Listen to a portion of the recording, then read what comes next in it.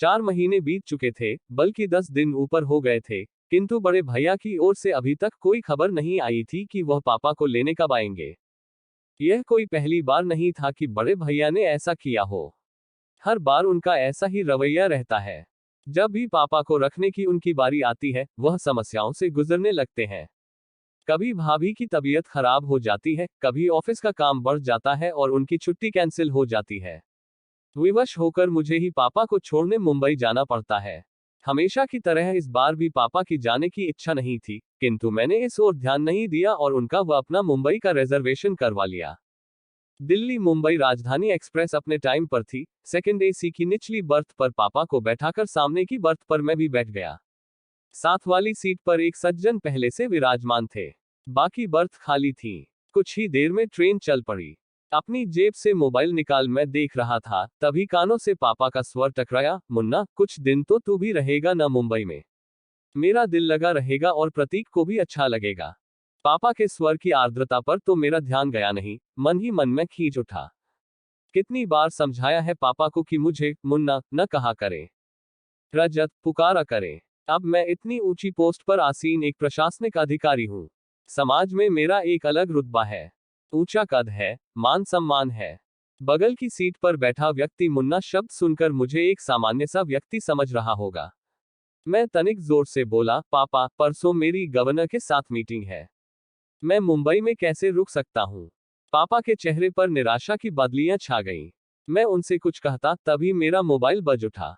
ऋतु का फोन था। भर्राए स्वर में वह कह रही थी, पापा ठीक से बैठ गए ना? हाँ हाँ बैठ गए हैं। गाड़ी भी चल पड़ी है। देखो, पापा का ख्याल रखना। रात में मेडिसिन दे देना। भाभी को भी सब अच्छी तरह समझा कर आना।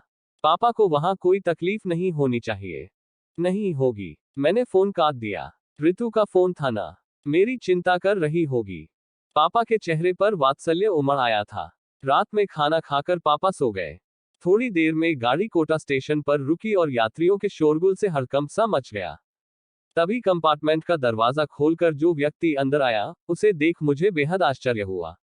मैं तो सोच भी नहीं सकता था कि रमाशंकर से इस तरह ट्रेन में मुलाकात होगी। एक समय रमाशंकर मेरा पड़ोसी और सहपाठी था। हम दोनों के बीच मित्रता कम और नंबरों को लेकर प्रतिस्पर्धा अधिक रहती थी। हम दोनों ही मेहनती और बुद्धिमान थे, किंतु न जाने क्या बात थी कि मैं चाहे कितना भी परिश्रम क्यों न कर लूं, बाजी सदैव रमाशंकर के हाथ लगती थी। शायद मेरी ही एकाग्रता में कमी थी। कुछ समय पश्चात पापा ने शहर के पॉश एरिया में मकान बनवा लिया। मैंने कॉलेज चेंज कर लिया और इस तरह रमाशंकर और मेरा साथ छूट गया। 2 माह पूर्व एक सुबह मैं अपने ऑफिस पहुंचा। कॉरिडोर में मुझसे मिलने के लिए काफी लोग बैठे हुए थे। बिना उनकी ओर नजर उठाए मैं अपने केबिन की ओर बढ़ रहा था। यकायक एक व्यक्ति मेरे सम्मुख आया और प्रसन्नता के अतिरेक में मेरे गले लग गया। रजत यार, तू कितना बड़ा आदमी बन गया। पहचाना मुझे? मैं रमाशंकर। मैं सकपका गया। फीकी सी मुस्कुराहट मेरे चेहरे पर आकर विलुप्त हो गई। इतने लोगों के सम्मुख उसका अनौपचारिक व्यवहार मुझे खल रहा था। वह भी शायद मेरे मनोभावों को ताड़ गया था। तभी तो एक लंबी प्रतीक्षा के उपरांत जब वह मेरे केबिन में दाखिल हुआ, तो समझ चुका था कि वह अपने सहपाठी से नहीं, बल्कि एक प्रशासनिक अधिकारी से मिल रहा था। उसका मुझे सर कहना मेरे अहम को संतुष्ट कर गया। ये जानकर कि वह बिजली विभाग में महज एक क्लर्क है, जो मेरे समक्ष अपना तबादला रुकवाने की गुजारिश लेकर आया है, मेरा सीना अभिमान से चौड़ा हो गया। कॉलेज के प्रिंसिपल और टीचर्स तो क्या, मेरे सभी कलीग्स भी यही कहते थे कि एक दिन रमाशंकर बहुत बड़ा आदमी बनेगा। आज मैं कहां से कहां पहुंच गया और वह पिछली स्मृतियों को पीछे धकेल मैं वर्तमान में पहुंचा तो देखा, रमाशंकर ने अपनी वृद्ध मां को साइड की सीट पर लिटा दिया और स्वयं उनके करीब बैठ गया। एक उड़ती सी नजर उस पर डाल मैंने अखबार पर आंखें गड़ा दी। तभी रमाशंकर बोला, नमस्ते सर, मैंने तो देखा ही नहीं कि आप बैठे हैं। मैंने नम्र स्वर में पूछा, कैसे हो रमाशंकर? ठीक हूँ सर। कोटा कैसे आना हुआ? छोटी बुआ की बेटी की शादी में आया था। अब मुंबई जा रहा हूँ। शायद आपको याद हो, मेरा एक छोटा भाई था। छोटा भाई? हाँ याद आया, क्या नाम था उसका? मैंने स्मृति पर जोर डालने का उपक्रम किया, जबकि मुझे अच्छी तरह याद था कि उसका नाम देवेश था।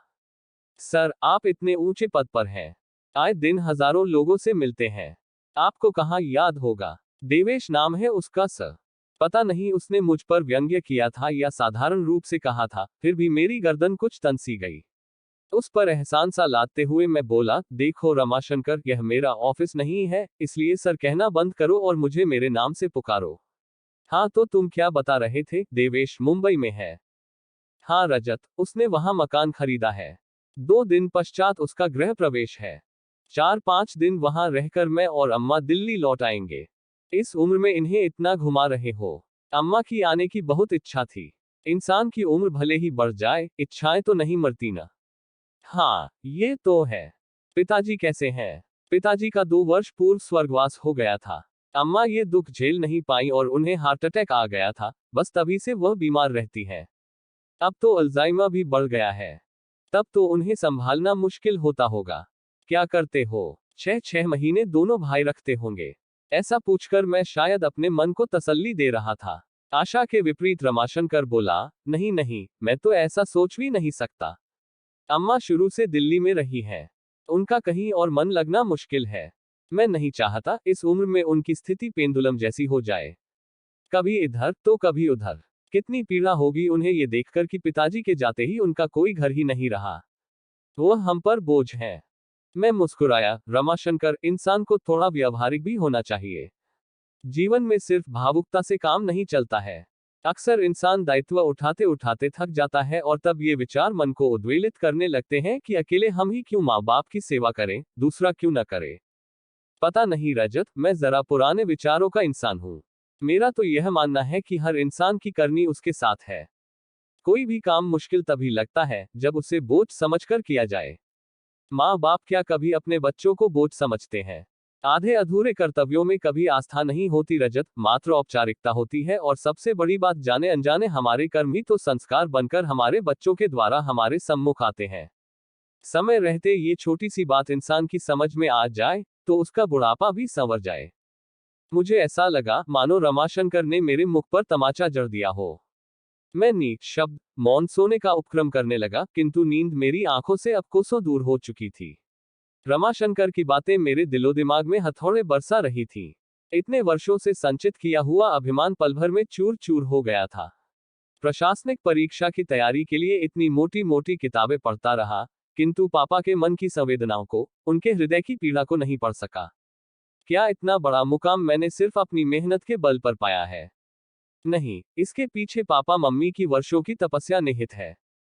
आखिर उन्होंने ही तो मेरी आंखों को सपने देखने सिखाए, जीवन में कुछ कर दिखाने की प्रेरणा दी।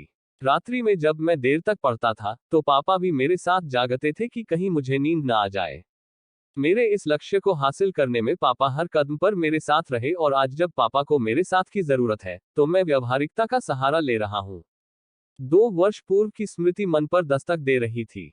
सीवियर हार्ट अटैक आने के बाद मम्मी बीमार रहने लगी थी। एक शाम ऑफिस से लौटकर मैं पापा मम्मी के बेडरूम में जा रहा था, तभी अंदर से आती आवाज से मेरे पांव ठिठक गए। मम्मी पापा से कह रही थी, इस दुनिया में जो आया है वह जाएगा भी, कोई पहले तो कोई बाद में। इतने इंटेलेक्चुअल होते हुए भी आप इस सच्चाई से मुंह मोड़ना चाह रहे हैं। मैं क्या करूं पूजा, तुम्हारे बिना अपने अस्तित्व की कल्पना भी मेरे लिए कठिन है। कभी सोचा है तुमने कि तुम्हारे बाद मेरा क्या होगा?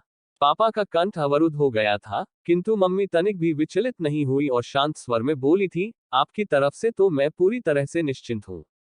रजत और ऋतु आपका बहुत ख्याल रखेंगे, यह एक माँ के अंतर्मन की आवाज है, उसका विश्वास है जो कभी गलत नहीं हो सकता।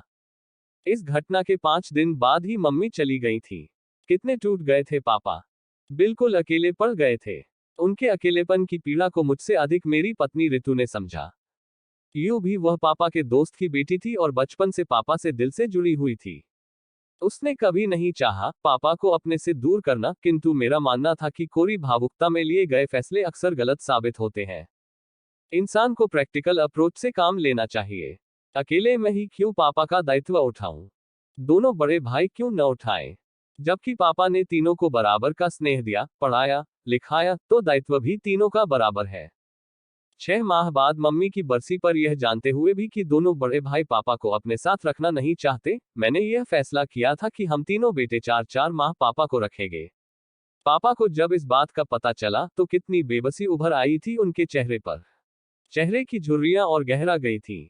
उम्र मानो 10 वर्ष आगे सरक गई थी। सारी उम्र पापा की दिल्ली में गुजरी थी। सभी दोस्त और रिश्तेदार यहीं पर थे, जिनके सहारे उनका वक्त कुछ अच्छा बीत सकता था। किंतु सोचते सोचते मैंने एक गहरी सांस ली। आंखों से बह रहे पश्चाताप के आंसू पूरी रात मेरा तकिया भिगोते रहे। तो यह क्या कर दिया मैंने? पापा को तो असहनीय पीड़ा पहुंचाए ही, मम्मी के विश्वास को भी खंडित कर दिया। आज वह जहां कहीं भी होंगी, पापा की स्थिति पर उनकी आत्मा कलप रही होगी। क्या वह कभी मुझे क्षमा कर पाएंगी? रात में कई बार अम्मा का रमाशंकर को आवाज देना और हर बार उसका चेहरे पर बिना शिकन लाए उठना मुझे आत्मविश्लेषण के लिए बाध्य कर रहा था। उसे देख मुझे एहसास हो रहा था कि इंसानियत और बड़प्पन हैसियत की मोहताज नहीं होती, वह तो दिल में होती है। अचानक मुझे एहसास हुआ, मेरे और रमाशंकर के बीच आज भी प्रतिस्पर्धा जारी है।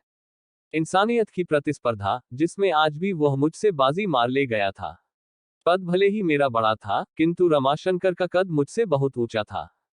गाड़ी मुंबई सेंट्रल पर रुकी तो मैं रमाशंकर के करीब पहुंचा। उसके दोनों हाथ थाम मैं भावुक स्वर में बोला, रमाशंकर मेरे दोस्त, चलता हूं। ये सफर सारी जिंदगी मुझे याद रहेगा। कहने के साथ ही मैंने उसे गले लगा लिया। आश्चर्य मिश्रित खुशी से वह मुझे देख रहा था। मैं बोला, वादा करो, अपनी फैमिली को लेकर मेरे घर अवश्य आओगे। आऊंगा, क्यों नहीं, आखिर इतने वर्षों बाद मुझे मेरा दोस्त मिला है। खुशी से उसकी आवाज कांप रही थी। अटैची उठाए पापा के साथ मैं नीचे उतर गया। स्टेशन के बाहर मैंने टैक्सी पकड़ी और ड्राइवर से एयरपोर्ट चलने को कहा। पापा हैरत से बोले, एयरपोर्ट क्यों?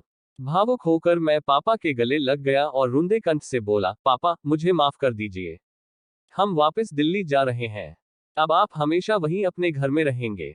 पापा की आंखें नम हो उठी और चेहरा खुशी से खिल उठा। जुग जुग जियो मेरे बच्चे, वह बुदबुदाए। कुछ पल के लिए उन्होंने अपनी आंखें बंद कर ली, फिर चेहरा उठाकर आकाश की ओर देखा। मुझे ऐसा लगा मानो वह मम्मी से कह रहे हो, देर से ही सही, तुम्हारा विश्वास सही निकला।